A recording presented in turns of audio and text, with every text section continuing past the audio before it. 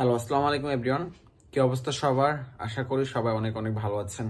আজকের এই ভিডিওতে একটু সুখবর নিয়ে কথা বলবো। 2025 সালে যারা ইতালি ভিসার জন্য আবেদন করবেন, তাদের জন্য তিনটা সুখবর রয়েছে। আপনারা ইতালি ভিসার জন্য যারা 2025 আবেদন করতে চাচ্ছেন, আপনারা যদি নুরস্তা পান বা আপনারা যদি আবেদন ফর্ম ফিল আপ আপনাদের সঠিকভাবে হয়ে থাকে, তাহলে আপনাদের জন্য সুখবর। কারণ বর্তমান সময়ে যারা ইতালি ভিসার জন্য 2025-এ ফর্ম ফিল আপ করেছেন, আপনারা জানেন ফেব্রুয়ারি মাসের 2 তারিখ, অর্থাৎ আর মাত্র 3 থেকে 4 দিন পরে, 5 দিন পরে আপনারা আবেদন করার সুযোগ পাচ্ছেন। আপনাদের ক্লিক ডে শুরু হয়ে যাচ্ছে। তো সেই ক্লিক ডেতে যারা আবেদন করতে যাচ্ছেন, তাদের নুলস্তা বের হলে অনেকে আগে আপনারা জানেন যে নুলস্তা বের হওয়ার পরবর্তীতে অনেক ডকুমেন্ট মিসিং থাকে। তো তার জন্য সেই নুলস্তাগুলো আবার পরবর্তীতে রেভোকারি করা হয়। সেক্ষেত্রে আপনারা হয়তো জানেন না যে আপনাদের নুলস্তাগুলো রেভোকারি করা হয়েছে।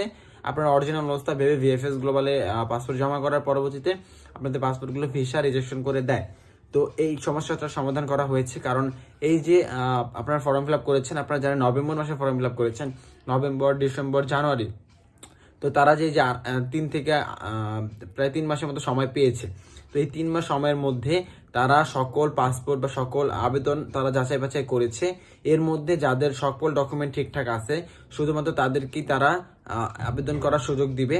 আর যাদের ডকুমেন্ট ঠিকঠাক নেই, তাদের মালিকের কাছে অলরেডি মেল করা হয়েছে বা তাদেরকে বলা হয়েছে যে আপনাদের পাসপোর্টগুলো আপনারা পুনরায় জমা করুন। তো বা আপনারা এই ডকুমেন্টগুলো মিসিং আছে, এই ডকুমেন্টগুলো আপনারা পুনরায় সাবমিট করুন। তো আপনারা একটা বিষয় বুঝতে পারতেছেন যে আপনাদের যদি এবার আবেদন করার সুযোগ পান, তার মানে আপনাদের সকল ডকুমেন্ট ঠিকঠাক আছে, সেই জন্য আপনাদেরকে আবেদন করার সুযোগ দেওয়া হচ্ছে।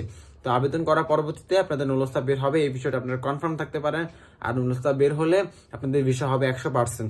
আর আরেকটা বিষয় আপনাদের সুখবর জানাই, সেটা আপনারা জানেন যে ইতিমধ্যে অনেকেই আছে যারা বাংলাদেশ থেকে ইতালি যাওয়ার পর মালিক তাদেরকে গ্রহণ করেনি বা নেয়নি। যেমন স্পন্সর ভিসা অনেকে গিয়েছে, যার স্পন্সর ভিসা যাওয়ার পরও তারা মালিক খুঁজে পায়নি। আর মালিক খুঁজে না পেলে আপনার ইউরোপের মাটিতে বা ইতালির মাটিতে অবৈধ হয়ে যাবেন। আর অবৈধ হওয়ার যে কত জ্বালা, সেটা আপনারা খুব ভালোই জানেন। কারণ অবৈধ হলে আপনারা কাজ পাবেন না। যদিও কোনোভাবে একটা কাজ পান, সেটা ভালো কাজ হবে না, হলেও সেটা বেতন খুবই সীমিত দিবে, অর্ধেক বেতন দিবে, যেটা দিয়ে আপনার থাকা খাওয়ার খরচ বাবদ আর কিছুই থাকবে না, যেটা আপনি বাড়িতে পাঠাবেন, মানে এরকম কোনো কিছু থাকবে না। আর নতুন অবস্থায় যেহেতু আপনার ভাষা জানেন না, সেক্ষেত্রে আপনার কাজ পেতে বা কাজ করতে অনেকটাই সমস্যার সম্মুখীন হতে হবে। তো আর এগ্রিকালচার বিষয়ে যারা যাবেন, তাদের তো মালিক 99%ই পাবেন না, এটা বিশ্বর থাকেন। তো বর্তমান সময়ে যারা আবেদন করে নুলস্তা পাবেন এবং ইতালি যেতে পারবেন, যাওয়ার পর মালিক আপনাকে নিতে বাধ্য থাকবে।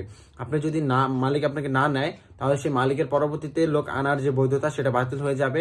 সেই জন্য মালিক আপনাকে নিতে বাধ্য থাকবে।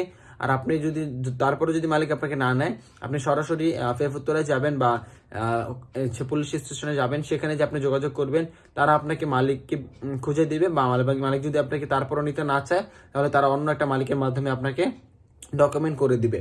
তো আপনার ডকুমেন্ট নিয়ে কোনো সমস্যা হচ্ছে না। আরেকটা বিষয় আপনাদের সুখবর দেয়, সেটা আপনারা যারা ফ্যামিলি বিষয় বা কিংবা জব বিষয় বা ডোমেস্টিক বিষয় বা এগ্রিকালচার বিষয়, যেভাবে আপনারা আসেন না কেন, আসার পর বেশিরভাগ এই সমস্যাটার সম্মুখীন হওয়া হচ্ছে এগ্রিকালচার বিষয়ের মাধ্যমে। আপনাদের এগ্রিকালচার বিষয়ের মাধ্যমে আসার পর তাদের প্রথম ডকুমেন্ট, সেটা মেয়াদ হয়ে থাকে 6 মাস কিংবা 9 মাস। তো মালিক পক্ষ যদি চাইলেই কিন্তু তারা সেই ডকুমেন্টটা আরো ইনক্রিজ করতে পারে, কিন্তু 99% মালিকে আর সেই ডকুমেন্টটা বৃদ্ধি করে না বা ডকুমেন্টের মেয়াদটা তারা বাড়ায় না।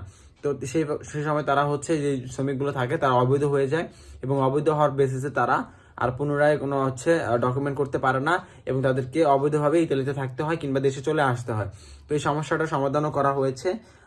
আমরা জানতে পেরেছি যে বর্তমান সময়ে যারা 2025-এ আবেদন করে ইতালি আসবেন এবং ইতালি আসার পর আপনার যদি এগ্রিকালচার ক্যাটাগরিতে আসেন, আপনার মালিক পক্ষ যদি আপনি অবৈধ হয়ে যান, অবৈধ হয়ে যাওয়ার পরবর্তীতে আপনি অন্য একটা মালিকের সাথে যোগাযোগ করে সেই মালিক যদি আপনাকে কাজে রাখে, তাহলে সেই কাজের কন্ট্যাক্ট পেপার দিয়ে আপনি সরাসরি নিজে পেফুত্তরা যোগাযোগ করে আপনি একটা উকিল ধরে বৈধ হতে পারবেন।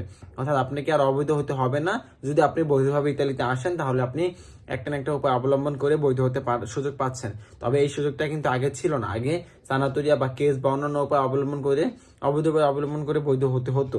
তবে এখন আপনি বৈধভাবেই ইতালিতে থাকার সুযোগ পাচ্ছেন। তো যারা নতুন করে ইতালি আসতে যাচ্ছেন, তারা এই 3টি সুযোগ সুবিধা বর্তমানে পেতে চলেছেন।